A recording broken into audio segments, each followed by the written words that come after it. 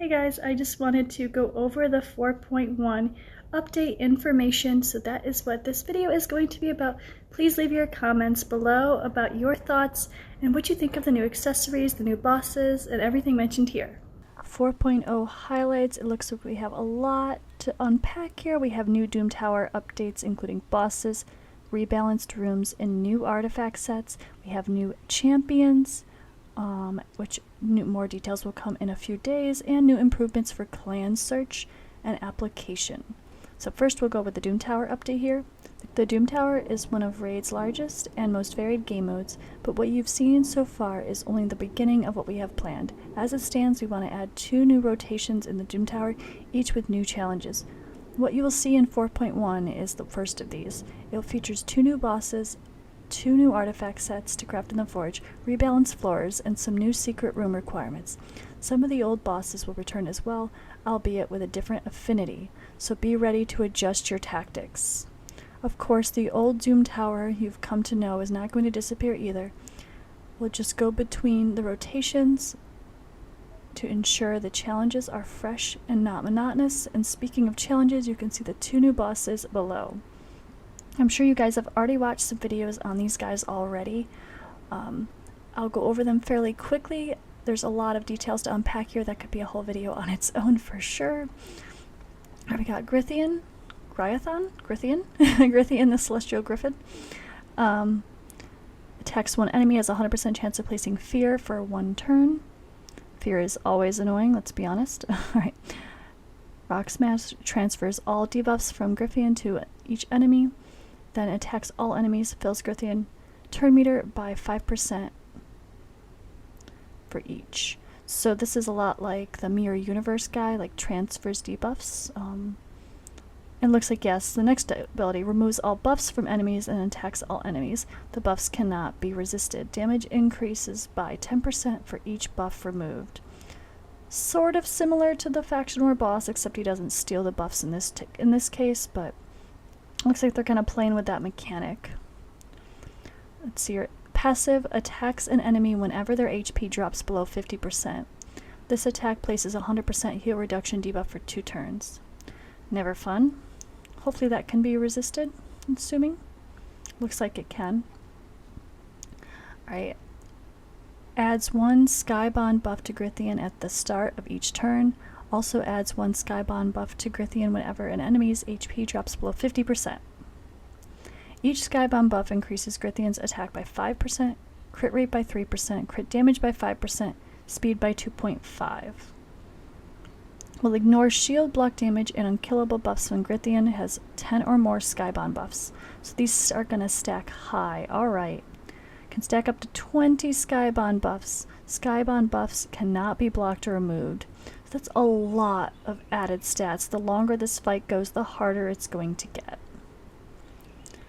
The next passive, whenever Grythian's turn meter is decreased, the turn meter of all enemies will be decreased by the same amount, places a stun debuff for 1 turn on enemies with fully depleted turn meters. Whenever an enemy's turn meter is filled, Grythian's turn meter will be filled by the same amount. Turn meter increases are tracked and counted individually for each enemy. Whew! Alright, no turn meter control. They sure like to make us stop doing that, don't they? Always is the answer, right? No cold hearts, no armigers. Yikes. That is a tough one. Same thing with fillings, so your arbiters. Oh man. It's going to be interesting trying to find the right support for this. Probably people like Doom Priest will be helpful, maybe even Vrask with a passive healing, steady healing. But turn meter fill is going to actually hurt you, so that's not good. Alright, let's move on. Fighting Grythian will require micromanagement, timing both buffs and debuffs carefully, and keeping an eye on the Skybond stack as he gains over the course of the battle. Whether you trust your speed or toughness to see the team through is up to you.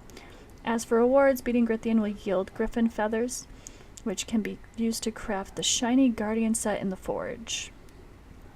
Looks cool. It's a 4-piece set. Wearer absorbs 10% of all damage dealt to allied champions. Heals by 10% of the wearer's max HP every turn. So he takes the damage, but then heals. Interesting. Heals by 10% of the wearer's max HP every turn. It's important to remember, that Guardian artifacts will not affect damage inflicted by poison and HP burn effects, or any ally skills that cause damage to the caster. Okay, so a passive heal by 10% every turn if you're a high HP champion that's solid. On top of kind of giving an ally protect. So that's an interesting set. I'm really curious to see it in action. Iragoth, the Eternal Dragon. Iragoth? Iragoth.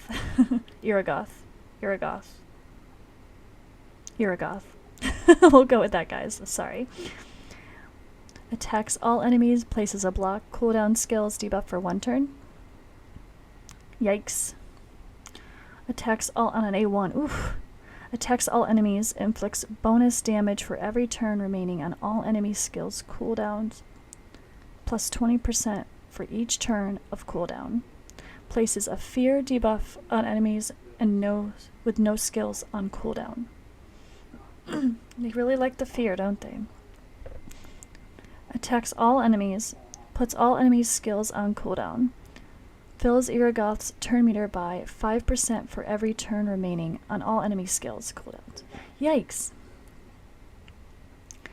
A lot of cooldown manipulation. This is interesting. Like the other one kind of plays off a lot of turn meter manipulation. A lot of cooldown stuff going on here. This is different. Definitely different.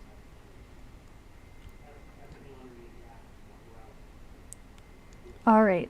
Passive. Summons 3 minions at the start of each turn, Eternal Priest and 2 Eternal Guards. Iragoth can have a maximum of 3 minion battles at any time. Places Eternal Rage on Iragoth for 2 turns if only 1 Eternal Priest is summoned or no minions have been summoned by this skill. This buff cannot be removed or blocked. The Eternal Rage buff increases Iragoth's speed and causes Iragoth to ignore unkillable, block damage, shield buffs, and ignores 50% of the target's defense when attacking. Okay, so places, right. So they're just gonna constantly revive. I would say like the Ice Golem, but this is just gonna be every turn. Yikes. At the start of each turn, sacrifices an Eternal Priest, resets the cooldown of Iragoth's skills, and grants an extra turn. If there are no Eternal Priests on the team, sacrifices an Eternal Guard and heals Iragoth by 50% of match HP. Alright, this skill will be on a 4-turn cooldown. Okay, that makes more sense. This skill will be on a 4-turn cooldown at the start of the battle, and will activate and go every 5 turns, even if there are no Eternal Priests or Eternal Guards on the team. Okay. That has to be spaced out for sure. Like, that doesn't make sense if they're gonna summon and sacrifice on the same turn. Alright. Otherworldly, immune to stun, freeze, sleep, provoke, block cooldown skills, fear, true fear, decrease speed, poison, heal reduction, debuffs. Also immune to HP exchanges, HP balances, turn meter reduction effects. Yikes. So I guess we got what?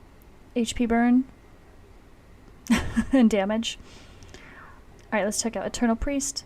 Attacks enemy, places block cooldown skills, debuff for 2 turns.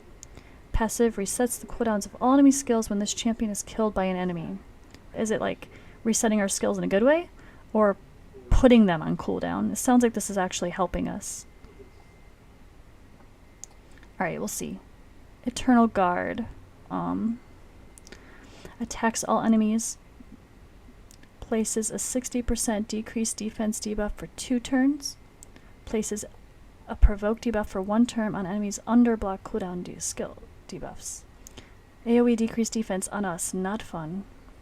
Of course, that looks like that can be resisted at least. Hate building high resist though. It's very frustrating. Alright, decreases the damage taken by allies from AoE attacks by 75%. Whew. Yikes. Okay, single target nukers it is. Alright, you can see from the spotlight table Iragoth thrives on messing with your team's active skills and taking advantage of that. To make matters worse, he has an A3 is 3 adds to consider at all times. Fail to kill them before Iragoth uses his Conjure Souls or Conjure Soul skills. Or Consume souls, sorry, and you'll be in deep trouble. On the bright side, Iragoth is not immune to cooldown increase skills, so you can use that to your advantage, which I do have Warlord, thank you. And if you manage to kill the Eternal Priest at the right moment, you'll get your entire team's skills taken off cooldowns. Okay, that is what it means. That does clarify that immediately. Alright, that answers that question. Should you defeat Aragoth, the dragon bones you collect will be used to craft Bloodthirst set. We got Bloodthirst set here. Also looks pretty cool. Reminds me of an Ithwi Blood Twins look. Alright, crit rate plus 12% and heals by 30% of the damage dealt. Nice. There we go, some built-in lifesteal there. That's not so bad. Lifesteal and crit. Yeah, that's awesome. I will take that. Much like lifesteal set, Bloodthirst does not affect damage inflicted by this champion's poison or HP burn effects. It will, however, stack with other lifesteal-like skills. Interesting. Alright, now let's move on to clan improvements. Here's a list of quality of life improvements to the clan search application process as it goes live in 4.1. Filters by language, activity, power will be added to the clan search tab and rankings. Clan leaders will be able to set clear player power requirements to join the clan. It's good for those that are trying to rank. Suggested clans will be displayed based on the player's power, and will require the clan leader to be online no more than 7 days ago. That's good for now, so inactive clans don't show up in searches. I like that. Players who are not part of any clan yet will have the quick join option, which will allow them to join the first open clan from their suggested list. Clan leader will be able to activate clan promotion for 48 hours, once per 7 days. Players will be able to send an application to other clans even if they're part of another clan at the time. Interesting. That's good because you don't have to leave before you're ready to go in to a new one. Like if you're switching clans to rank up, like if you're in a cluster like I am. Alright, the members tab will display the last login time for every player in the clan. Clan invitations in the global chat will become available. Clan invitation will be available in the player info tab. That's great. Alright, makes it easy. Miscellaneous. Doom Tower rankings and the best teams info will now display the number of turns it took the player in question to beat a floor instead of the amount of time as it is now. Okay. Battle result tab will display the number of turns it's taken to beat the stage as well as the overall time. The penultimate battle with Agrath, the Nether Spider, her max HP will be decreased in the hard difficulty. Doom Tower floor, 60 for the current rotation, 70 for the upcoming one. Agrath will not be affected on other floors. These changes will take place after the second rotation of Doom Tower is launched. Okay, they're going to make her health a little lower. That's not a bad thing. Ironically, they made a lot of things harder, but they'll make that one thing easier. Alright guys, let me know what you think in the comments below. What do you think about the new sets? I'm quite fond of this. I certainly look forward to that one. Of course, it's a very tough boss to beat, so trying to farm that set doesn't seem like it's going to be easy. That's definitely the big concern, right? I mean, this boss doesn't seem like it's going to be... Neither boss seems like it's going to be one that you want to do on auto. So actually farming for those pieces is going to be tough, so I'm glad that they're making more interesting sets that seem worth it. The current Doom Tower sets kind of suck, let's be honest. Alright, let me know in the comments below, what do you think? Thank you guys for listening. Sorry that I didn't have my normal setup with my face here, my little talking head while I'm doing this, but I hope you understand. A bit of a busy day for me. Lots going on in Raid, lots going on in my photography crazy life here. But thank you guys for hanging out with me, and catch you next time.